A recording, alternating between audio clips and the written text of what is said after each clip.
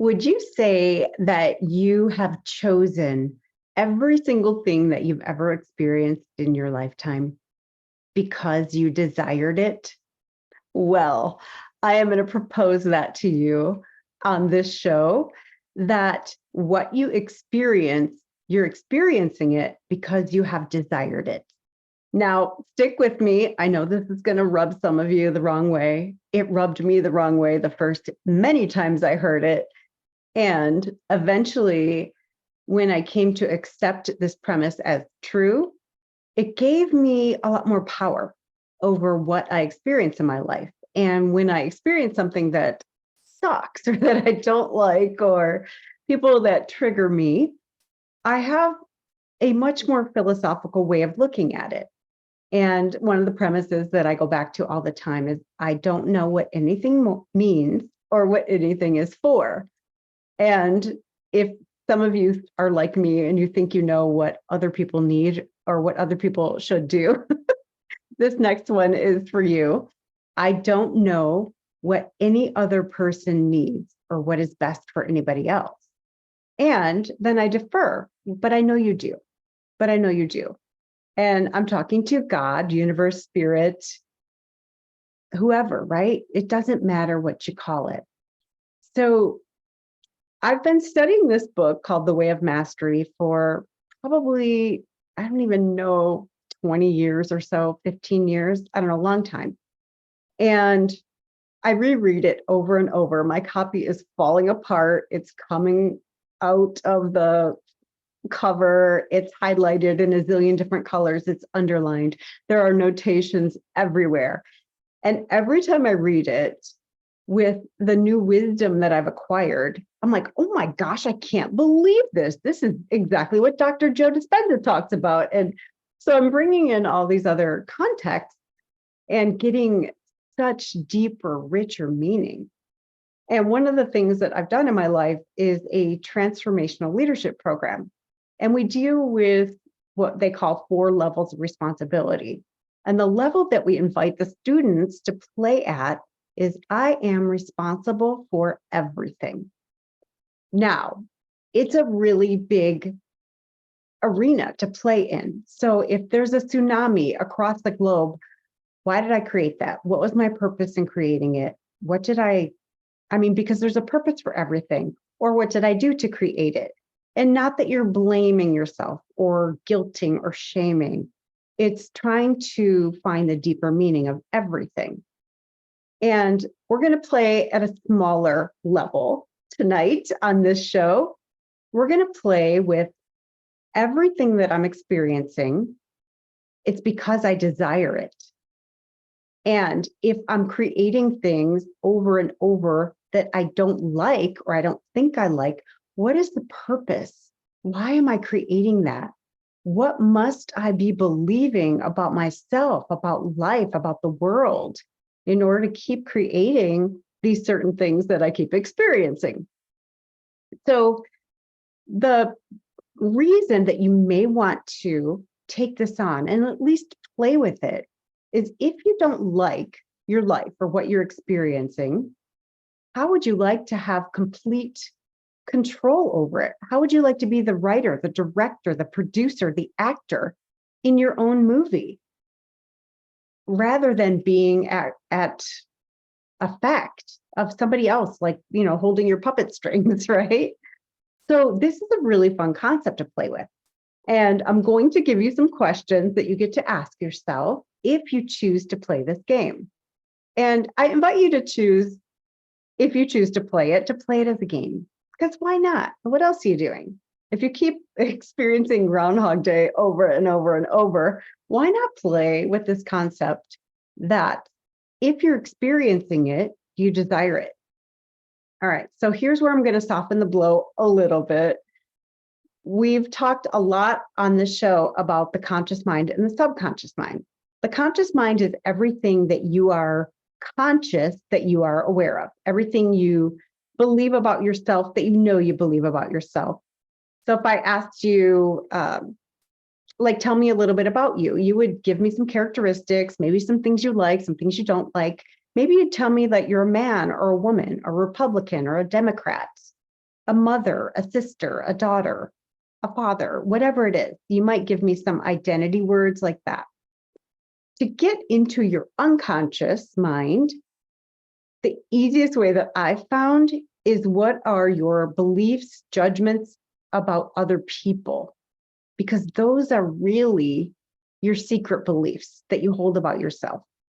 And that's why I will often say, if people piss you off, those people are your messiahs. They are there to show you, to mirror back to you those parts of yourself that you have thought were unlovable. And if you're seeing it in someone else, that means you're ready to heal it.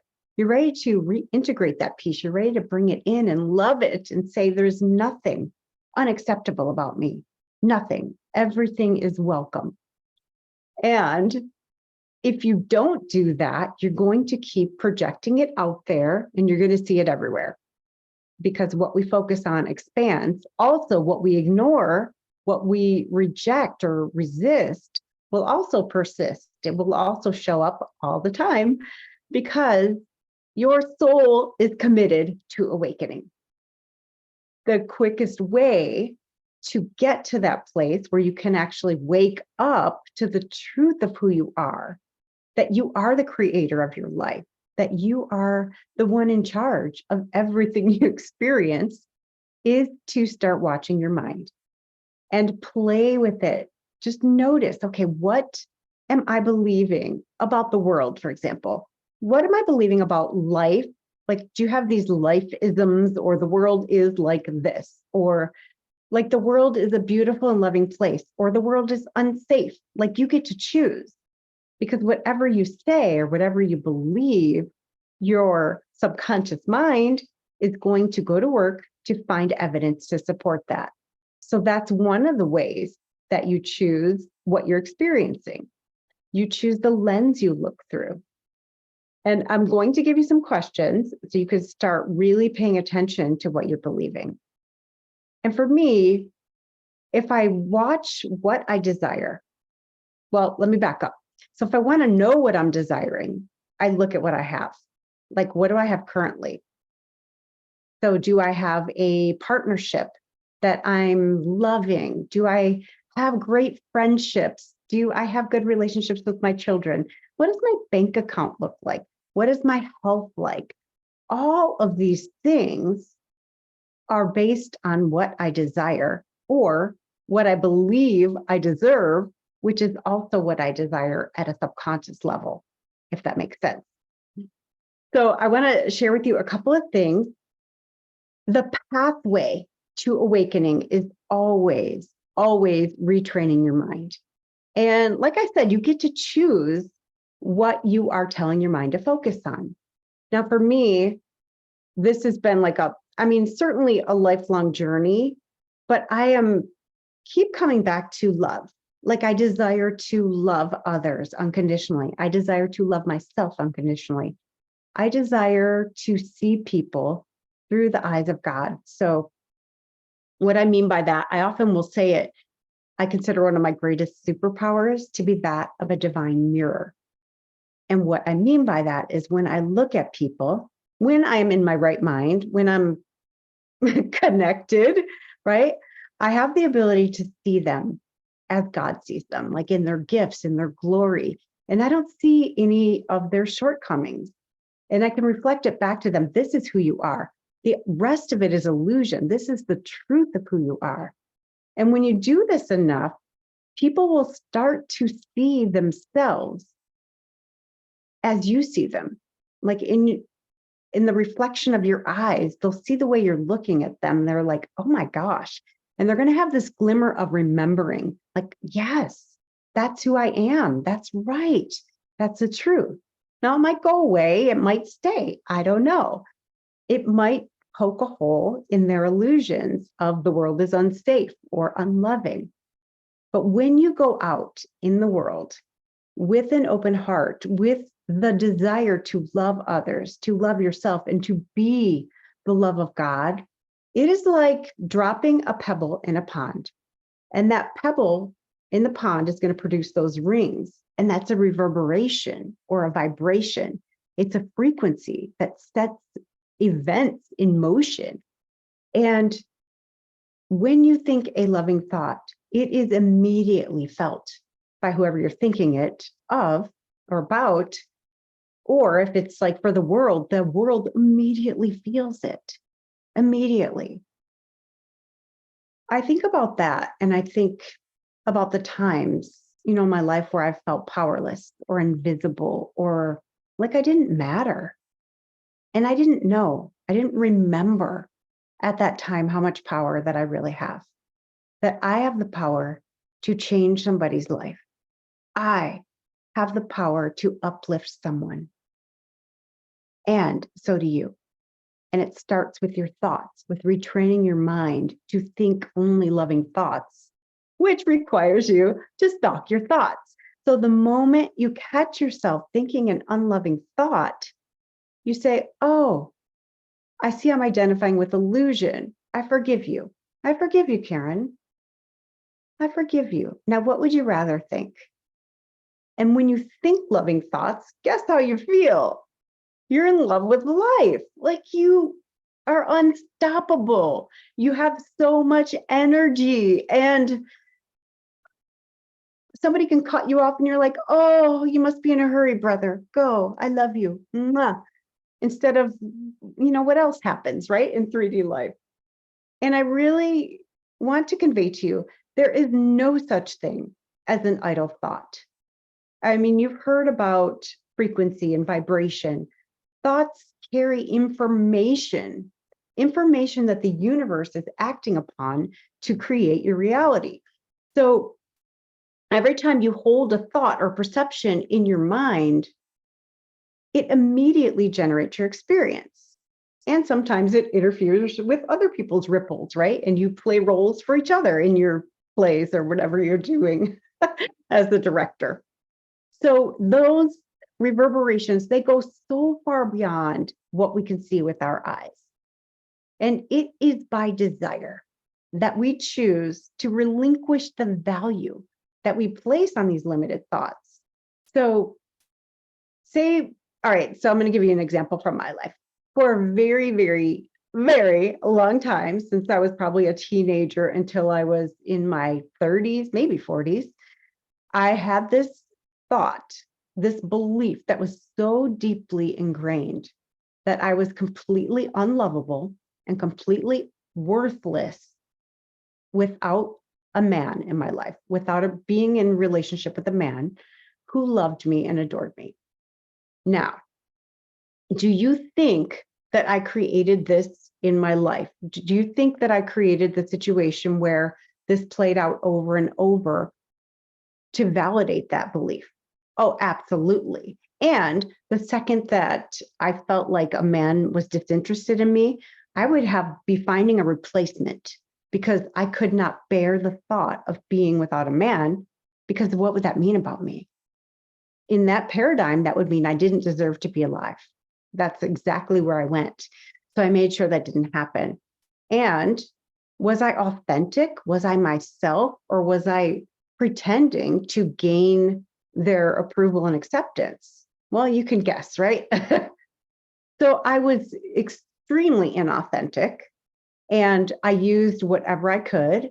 A lot of times it was sex or the promise of sex in order to gain that love and the company of a man and the title of being in a relationship, like I was his girlfriend or his wife or whatever it was.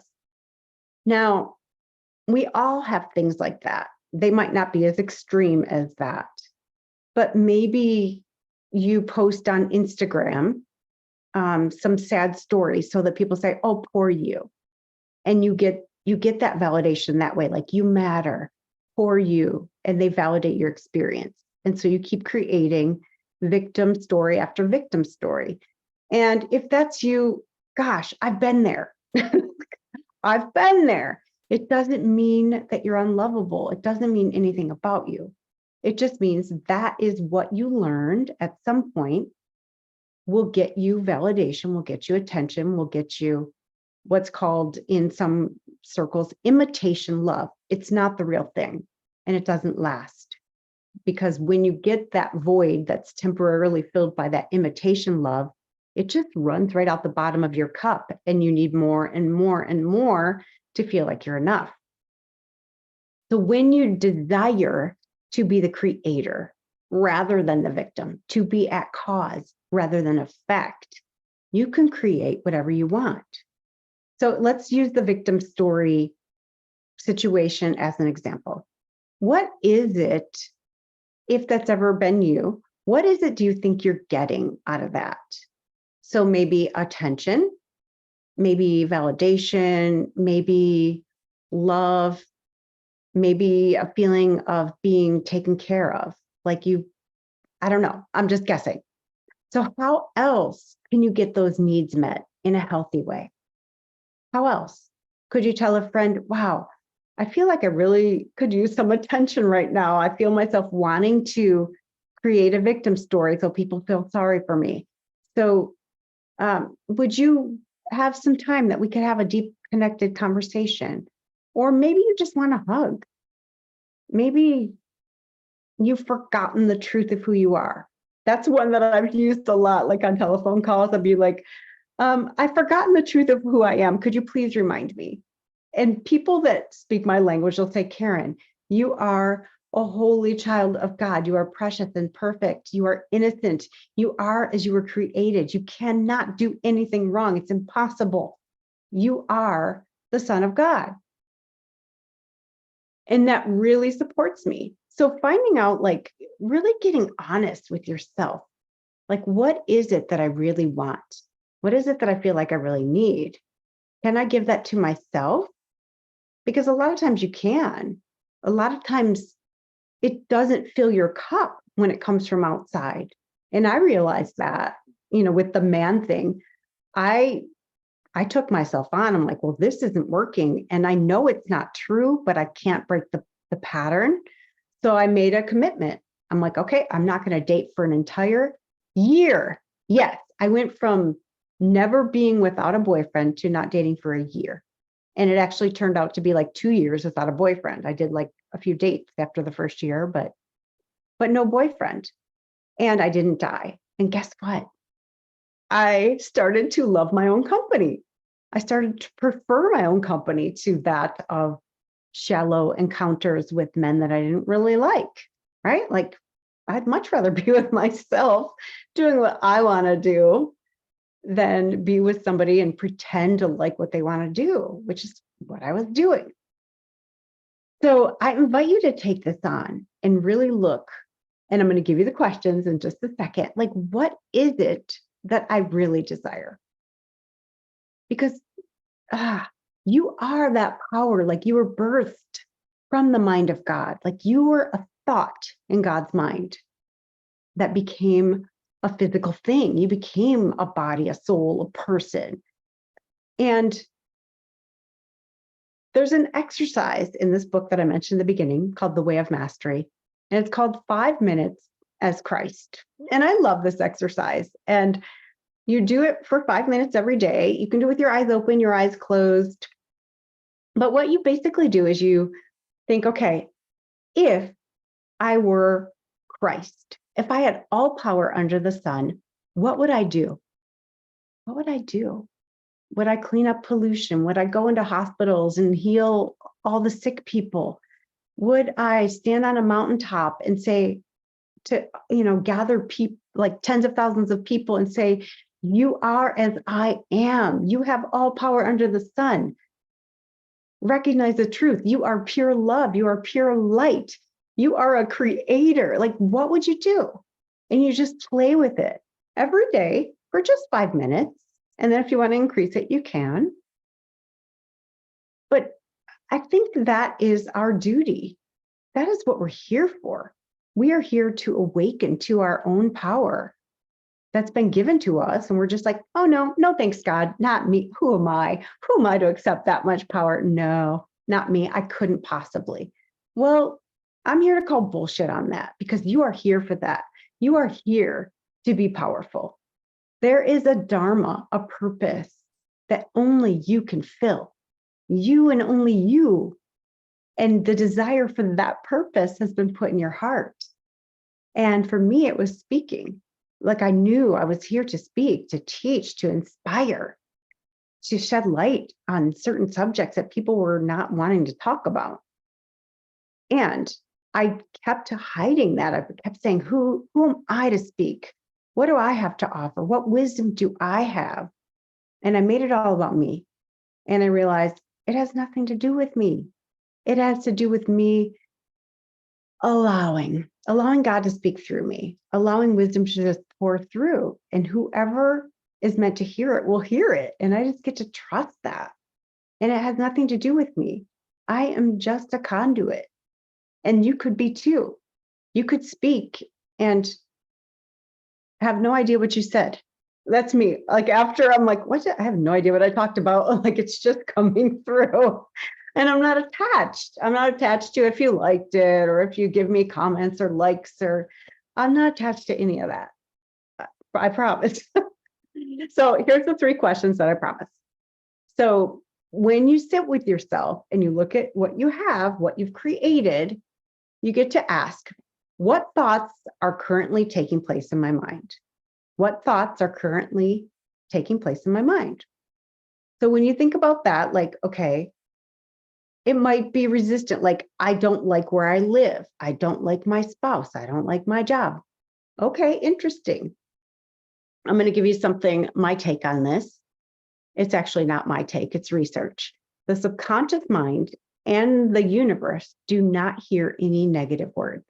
So when you say, I don't like my job, it hears, I like my job. Or I don't want to be poor. It hears, I want to be poor. So you really get to say what you do want. You get to start paying attention, not only say, but you get to think that way. And when you catch yourself with any negative words, negative like no, don't, can't, won't, not negative in any other way, but the negative forms of words. Okay. So just replace it with what you do want. That's one way to start creating it. The second question, how am I perceiving the world that seems to be around the body? Now, in Way of Mastery, they don't say my body, they say the body, because this is an ego self. It's not who you are. It's not who I am. I am not a body. This body is a communication device, and it communicates what I choose for it to communicate, love. Right now it's love, right? 20 minutes ago, maybe not, it comes and goes, but my intention is always love. So I come back to that. And it is becoming more and more of how I show up, of who I am. I am embracing more and more of the truth of who I am, which is love. All right, the third question, how am I perceiving myself in this moment? So what are my thoughts, my beliefs about myself? Am I saying, gosh, I look fat, or gosh, I hate my hair, or my nose is big, my lips are small, I'm wrinkled? Or am I saying, gosh, I'm a loving being. I am capable of loving people. I can walk from point A to point B. I can drive. Like all the things our bodies do for us, all the things that our minds do for us. Are we appreciating those, or are we beating ourselves up? Ah, I love this topic so much. I love it so much because it's contrary to what people believe, right? Like there's a lot of victim consciousness going around, and it's an illusion. It won't stand. What would be possible for you if you took on the role of creator? If you took that 5 minutes as Christ and you made it an hour, 5 minutes every hour, 10 minutes every hour, until it just became who you were, until you walk the earth as a living, breathing Christ. And it's not in a narcissistic way at all. It is like, if you really think about it, would Christ desire world domination? No, of course not. Is Christ greedy? Is Christ mean or, mean-spirited? No. So when you meld your will with God's will for you, you begin to think as Christ. You begin to think with Christ. You begin to breathe with Christ. You begin to envision with Christ. So my question for you, and if the word Christ triggers you, replace it with something else. Replace it with consciousness, universe. Don't be attached to the words, because feel the energy behind them. Feel the love behind those words and what it could mean for you if you took it on, if you started to play with it. Yeah. So thank you so much for watching. My name is Karen Seltz. This is Irresistible You, Ignite Your Passion and Purpose. If you'd like more information on how to find me, you can check out my website, karenseltz.com. If you enjoyed this video, please like and follow. And I will post another one next week. Thank you so much for watching. Mwah. I love you.